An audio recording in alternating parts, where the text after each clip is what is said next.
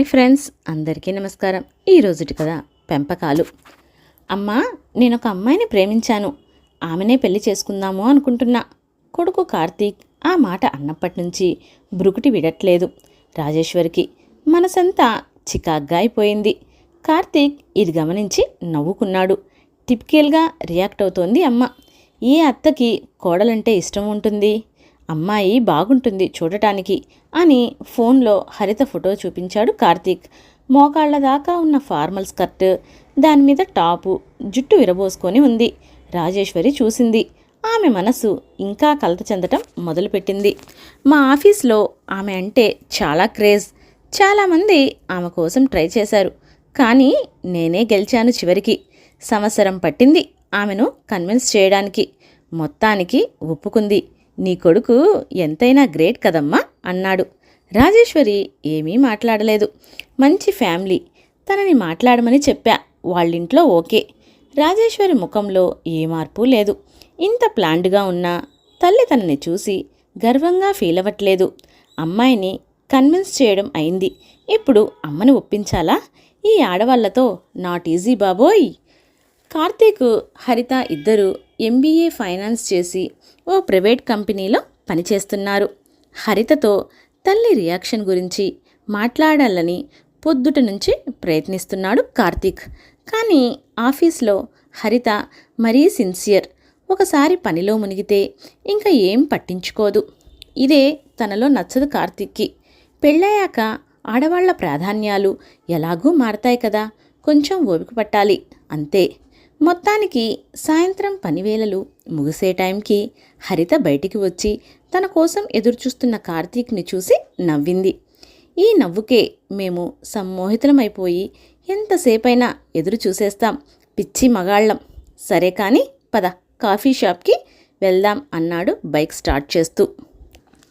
లేదు, నేను బుక్ షాప్కి వెళ్ళాలి. నా రీసెర్చ్కు సంబంధించి కొన్ని బుక్స్ ఆర్డర్ చేశాను కదా మొన్న, అవి తెచ్చుకోవాలి. అబ్బా, నేను నీకు కొన్ని ముఖ్యమైన విషయాలు చెప్పాలని పొద్దున్నే చెప్పా కదా. ఆఫీస్లో మాట్లాడదామంటే తమరే అక్కడ స్టార్ ఎంప్లాయ్, మరి బయట మాట్లాడదామంటే PhD అని, రీసెర్చ్ అని గంటలు గంటలు పుస్తకాల షాప్లో కూర్చుంటావు. నేనొక్కనే మనిద్దరం ఫ్యూచర్ గురించి వర్రీ అవుతున్నట్లు ఉంది. వెంటబడితే ఇలాగే అలసైపోతాం చిరాగ్గా అన్నాడు కార్తీక్. చివరి మాట బాగా తగిలింది హరితకి. అలా మాట్లాడకు కార్తీక్, నాకు చాలా బాధేస్తుంది. ఐఎమ్ సారీ, పద కాఫీ షాప్కే వెళ్దాం. బైక్ ఎక్కి కూర్చుంది హరిత. రాజేశ్వరికి ఇంటర్ చదువుతుండగానే పెళ్ళైపోయింది. మంచి సంపాదన ఉన్న అబ్బాయిని చూసి పెళ్లి చేసేశారు తల్లిదండ్రులు. రాజేశ్వరికి ఒక్కగానొక్క సంతానం కార్తీక్. 5 ఏళ్ల క్రితం కార్తీక్ ఇంకా చదువుకుంటుండగా గుండెపోటుతో భర్త చనిపోయాడు. రాజేశ్వరి డబ్బుకి లోటు చెయ్యకపోవడంతో కార్తీక్ చదువుకి ఆటంకం రాలేదు. చూస్తుండగానే చదువు పూర్తి చేసుకుని మంచి ఉద్యోగం సంపాదించుకున్నాడు కార్తీక్. కొడుకు పెళ్లి బాధ్యత రాజేశ్వరికి లేక కాదు, కానీ మనస్ఫూర్తిగా కార్తీక్కి పెళ్లి సంబంధాలు చూడలేకపోయింది రాజేశ్వరి. ఏవో ఆలోచనలు ఆమెని వెనక్కి లాగేసేవి. తను ఆలోచిస్తుంది నిజమా సబబా తెలియదు. ఇంతలో కార్తీక్ ఒక అమ్మాయిని ప్రేమించా అని చెప్పడంతో రాజేశ్వరిలో కలకలం రేగింది. ఆ అమ్మాయి ఫోటో చూసి తనలో ఆలోచనల చిరుజళ్ళు తుఫానుగా మారడం ప్రారంభించింది. ఆ తుఫాను హోరులో తనకి వినిపించిన ఒకే మాట, ఈ పెళ్లి జరగనివ్వకు. ఆడవాళ్లు ఫెమినిజం ఫెమినిజం అని ఎంత నినాదాలు చేసినా అత్త అత్తే కదా అనిపించింది. నిన్న అమ్మ వైఖరి చూస్తే తను ఆర్డర్ చేసుకుంటున్న మోకా సిప్ చేస్తూ అన్నాడు కార్తీక్. కార్తీక్ తల్లికి తాను ఎందుకు నచ్చలేదో ఆలోచిస్తోంది హరిత. అందంలోనూ సంపాదనలోనూ కార్తీక్కి సరిజోడి అనే కాన్ఫిడెన్స్ ఉంది తనకి. కానీ ఆ ఆత్మవిశ్వాసానికి ఇప్పుడు దెబ్బ తగిలినట్టు అనిపిస్తుంది. ఇంతలో హరిత ఆర్డర్ చేసిన ఎస్ప్రెస్సో వచ్చింది. అబ్బా, ఆ ఎస్ప్రెస్సో ఎలా తాగుతావు? అసలు చేదుగా ఉండదు. నువ్వు కూడా మోకాకి వచ్చేయి అని ఎన్నిసార్లు చెప్పాను. ఒక్కసారి ఊహించు, పెళ్ళయ్యాక నేను పొద్దున్నే ఆఫీస్కి తయారై ఇద్దరం మోకా తాగుతూ ఉంటే ఆ సీన్ ఎంత బాగుంటుంది. ఒకళ్ళు మోకా, ఇంకొకళ్ళు ఎస్ప్రెస్సో తాగితే మ్యాచ్ అవ్వదు హరిత. నాకు డార్క్ కాఫీ టేస్ట్ ఇష్టం కార్తీక్. అయినా నువ్వొక్కడివే ఎందుకు తయారవుతావు ఆఫీస్కి? అదీగాక భార్యాభర్తలంటే ప్రతి ఒక్కటి మ్యాచ్ అవ్వక్కర్లేదనుకుంటా. కార్తీక్కి ఆ మాట నచ్చలేదు. ఇంతకీ నా ఫోటో చూపిస్తే ఆంటీ ఏం మాట్లాడలేదా? నా గురించి ఏం అడగలేదా? ఆంటీకి ఏం ఫోటో చూపించావు? కార్తీక్ స్క్రీన్ అన్లాక్ చేసి రాజేశ్వర్కి చూపించిన ఫోటో చూపించాడు. బాగానే ఉన్నానే ఇందులో. కార్తీక్కి ఏదో తట్టింది. మోడ్రన్ డ్రెస్లో ఉన్న ఫోటో చూయించకుండా ఉండాల్సిందేమో. హరిత, పొరపాటు చేశాను. చీరలోనో చుడీదార్లోనో ఉన్న ఫోటో చూపించాల్సింది. మీ అమ్మగారు పాత పద్ధతుల మనిషా? ఎవరికి తెలుసు ఆవిడ ఏ టైపో. నేను గెస్ చేస్తున్నా అంతే అన్నాడు కార్తీక్. అసలు ఎక్కువ మాట్లాడితే నాకు ఆవిడ పర్మిషన్ ఏమీ అక్కర్లేదు. ఇద్దరం ఇష్టపడ్డాం, ఉద్యోగాలు చేసుకుంటున్నాం, భవిష్యత్తు మనది. ఏదో నాన్న కూడా లేరు అని గౌరవం ఇచ్చి చెప్పాను. కానీ ఆవిడ అభిప్రాయానికి అంత విలువ ఏమీ ఇవ్వనక్కర్లేదు అన్నాడు కార్తీక్. హరితకి ఇది కరెక్ట్ అనిపించలేదు. నా పేరెంట్స్కి నచ్చకుండా నేను ఏది చేసినా నాకు తృప్తిగా ఉండదు కార్తీక్. పెళ్ళయ్యాక ఆంటీ కూడా నాకు పేరెంట్ కదా. అలాంటిది ఆవిడకి నచ్చకుండా ఎలా ఇంత పెద్ద నిర్ణయం తీసుకోగలం చెప్పు? కార్తీక్కి హరిత మాటలు చికాగ్గా అనిపించాయి. ఆవిడ ఒప్పుకోదు, ఈవిడ వదలదు. ఈ ఆడవాళ్లతో ఈజీ కాదు మళ్ళీ అనిపించింది కార్తీక్కి. నేను చెప్పాల్సింది చెప్పాను. నీకు ఆవిడంటే అంత గౌరవం ఉంటే నువ్వే నీ పీహెచ్డీ తెలివితేటలు ఉపయోగించి అవన్నీ ఒప్పించుకో. అయినా రేపు కలిసుండాల్సింది మీ ఇద్దరే కదా. హరితకి సవాళ్లను ఎదుర్కోవడం అలవాటే. ఏం చేయాలో ప్లాన్ చేసుకోవడం మొదలుపెట్టింది. తయారవ్వడం పూర్తయ్యాక ఒక్కసారి అద్దంలో చూసుకుంది హరిత. ఆంటీకి ఇష్టమైన రంగు అడిగితే తెలియదు అన్నాడు. తన దగ్గర ఉన్న మంచి చీరల్లో ఒకటి ఎంచుకుంది. డీప్ నెక్, బ్రాడ్ నెక్ కాకుండా సంసారపక్షంగా ఉండే బోట్ నెక్ బ్లౌజు, జుట్టు విరబూసుకోకుండా జడ వేసుకుంది. మెడ, చేతులు బోసీగా ఉండకుండా గొలుసు, గాజులు, చెవికి జూకాలు అన్నీ బంగారంవి పెట్టుకుంది. ఉట్టి చేతులతో వెళ్తే బాగోదు అని స్వీట్లు తీసుకుంది. ఆంటీకి ఏ స్వీట్ ఇష్టమో చెప్పలేకపోయాడు కార్తీక్. తెలిస్తే బాగుండేది. ఉద్యోగంలో చాలా మీటింగ్స్లో పాల్గొన్నా. ఇది తన వ్యక్తిగతమైన జీవితానికి ఎంతో ముఖ్యమైన సమావేశం. బాగా జరగాలి దేవుడా అనుకుంది. కార్తీక్ ఎవరో తనకి 1 సంవత్సరం క్రితం తెలియదు. తనే వచ్చి పరిచయం చేసుకున్నాడు ఒకరోజు. తన ఉద్దేశం ఏమిటో మొదటి వారం రోజుల్లోనే చెప్పేశాడు. తనే వెంటనే కన్విన్స్ అవ్వలేకపోయింది. కారణం అతను సరిగ్గా తెలియకపోవడమే అన్నాడు కార్తీక్. ఆమెతో టైం స్పెండ్ చేయడానికి రకరకాల వంకళ్ళు వెతికేవాడు. అతను ఆమెకి ఇచ్చే అటెన్షన్ నచ్చడం మొదలైంది హరితకి.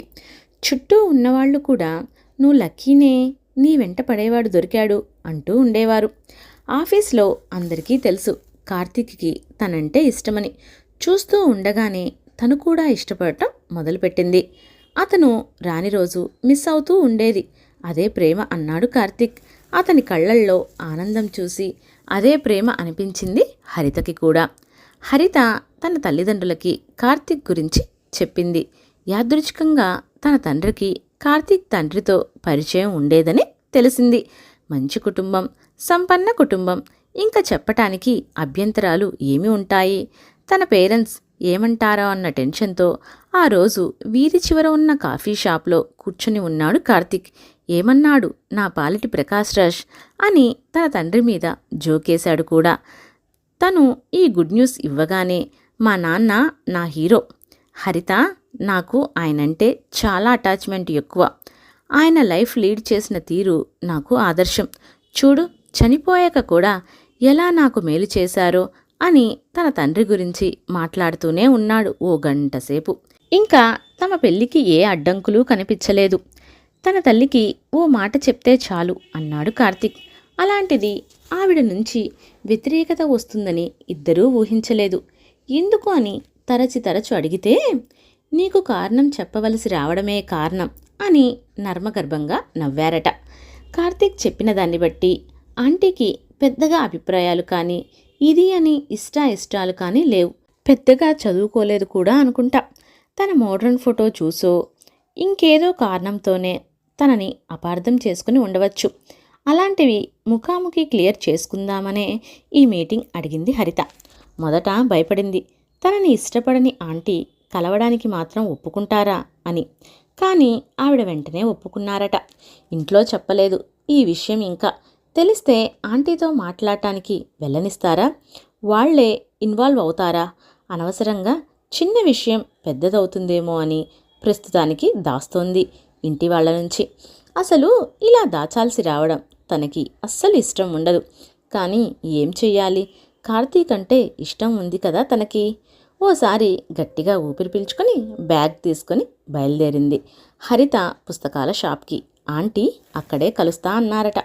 కాటన్ చీర కట్టుకుని హుందాగా ఓ నవల పేజీలు తిరిగేస్తున్న 50 ఏళ్ల రాజేశ్వర్ని చూసి కార్తీక్ చెప్పినట్టు లేరే అనుకుంది హరిత.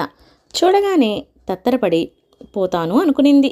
కానీ ఆవిడ చూపు ఎంత సరళంగా ఉందంటే తనకి హాయిగా అనిపించింది ఆవిడ సమక్షంలో.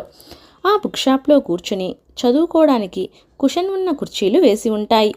కూర్చుందామా అని దారి తీసింది రాజేశ్వరి. హరిత ఆమెని అనుసరించింది. వర్కింగ్ డే అవ్వడం వల్ల బుక్ షాప్లో ఎక్కువ మంది లేరు. హరిత స్వీట్ బాక్స్ ఇచ్చి, మీకు ఏ స్వీట్ ఇష్టమో తెలియదు, అందుకే అసార్టెడ్ బాక్స్ తీసుకున్నాను అని నసిగింది. రాజేశ్వరి డబ్బా తెరిచి, ఏది ట్రై చేయమంటావు అంది. పిస్తా రోల్ బాగుంటుంది. పిస్తా రోల్ 2 ముక్కలు చేసి ఒకటి హరితకిచ్చి రెండోది నోట్లో వేసుకుంది రాజేశ్వరి. మంచి చాయిస్, నీ టేస్ట్ బాగుంది. హరితకి రిలీఫ్ అనిపించింది.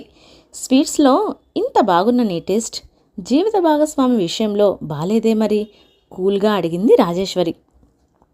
హరిత అస్సలు ఊహించని ప్రశ్న ఇది. చదువుకున్నావు, సంపాదించుకుంటున్నావు, పీహెచ్డీ చేయాలన్న ఉన్నతమైన ఆశయాలు ఉన్నాయి.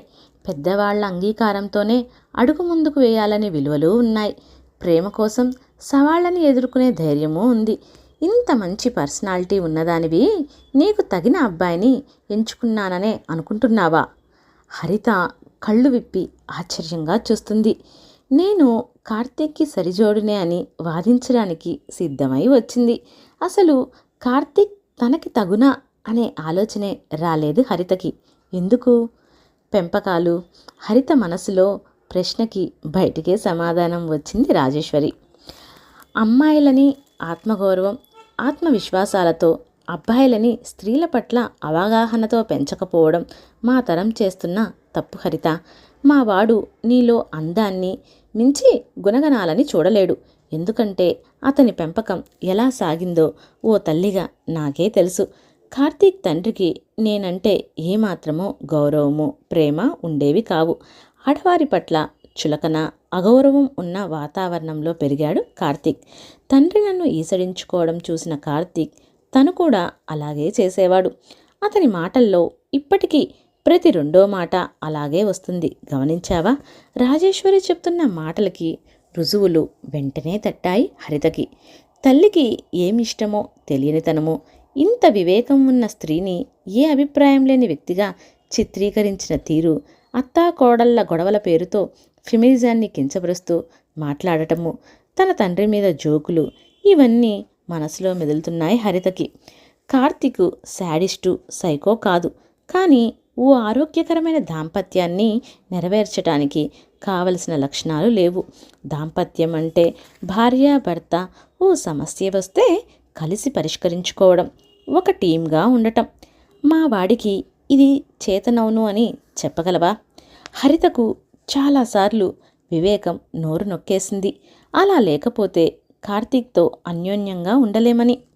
ఆ వివేకం ఇప్పుడు రాజేశ్వరి మాటలకి స్పందిస్తోంది. అతనే వెంటపడ్డాడు.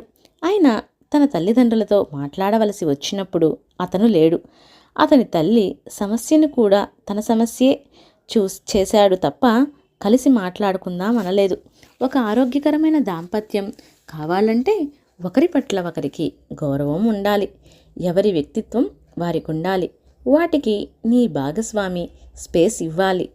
కార్తీక్ నీ అభిరుచులు, ఆశయాలు, అలవాట్లన్నీ గౌరవిస్తాడు అని నమ్మకంగా చెప్పగలవా? హరిత మనసుకి జవాబు తెలుసు.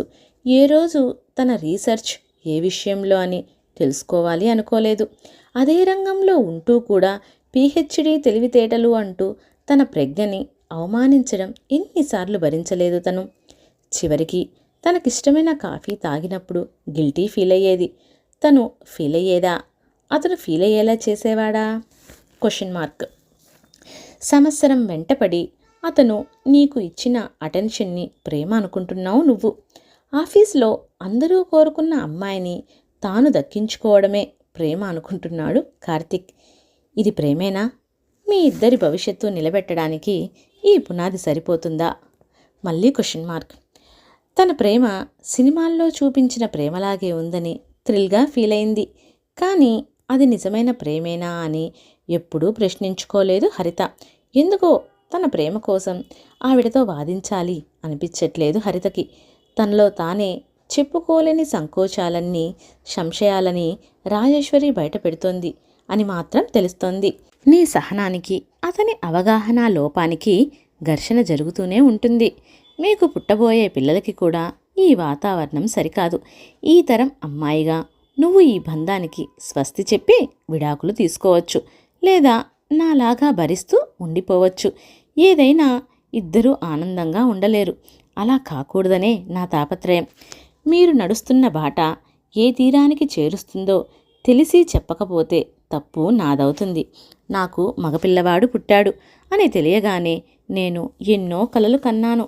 వాణ్ణి ఆదర్శవంతమైన పురుషుడిగా తీర్చిదిద్దాలని, నాకొచ్చే కోడలు నాలాగా కష్టపడకూడదని ఇంట్లో పరిస్థితుల వల్ల కుదరలేదు. నేనే ధైర్యంగా నిలబడలేదేమో. ఆయన పోయాక కార్తీక్కి ఎంతో దగ్గరవుదామని ప్రయత్నించాను. ఏ పుస్తకాలు చదివితే అతని భావాలు మెరుగవుతాయో, వ్యక్తిత్వం వికసిస్తుందో అలాంటివి చదివించాలి అని చూశాను. దానివల్ల మా దూరాలు పెరిగాయే కానీ తగ్గలేదు.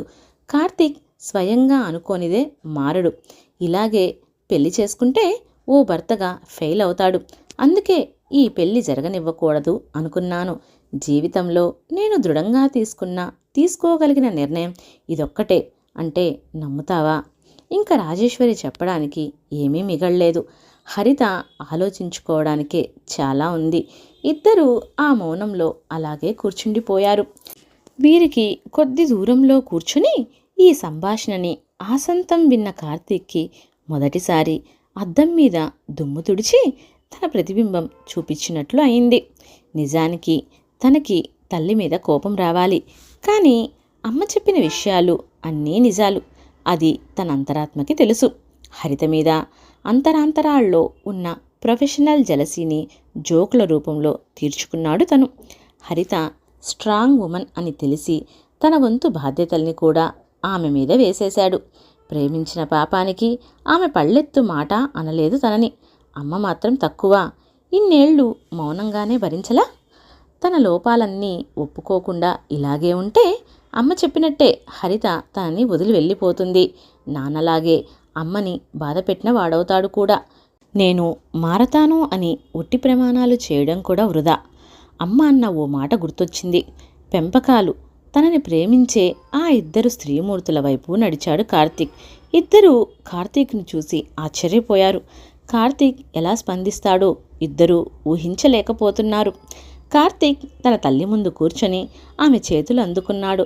అతని కళ్ళల్లో ప్రేమ, గౌరవము, అపరాధ భావన అన్నీ కనిపించాయి రాజేశ్వరికి. ఆమె కళ్ళు చెమర్చాయి. అమ్మా, నన్ను ఈసారి నీ ఆశయాలతో పెంచుతావా? కొడుకుని మొదటిసారి ఎత్తుకున్నప్పుడు కలిగిన భావన కలిగింది మళ్ళీ రాజేశ్వరికి. ఎన్నో ఏళ్ల రాజేశ్వరి ఆవేదనని, కార్తీక్తో భవిష్యత్తు ఏంటో అన్న హరిత ఆందోళనని ఈ ఒక్క ప్రశ్నతో తీసేశాడు కార్తీక్. ఓకే ఫ్రెండ్స్, నా కథ మీకు నచ్చినట్లయితే లైక్ చేయండి, షేర్ చేయండి మరియు నా ఛానల్ని సబ్స్క్రైబ్ చేయండి. పక్కనే ఉన్న బెల్ ఐకాన్ క్లిక్ చేయడం మర్చిపోవద్దు. Thank you for watching.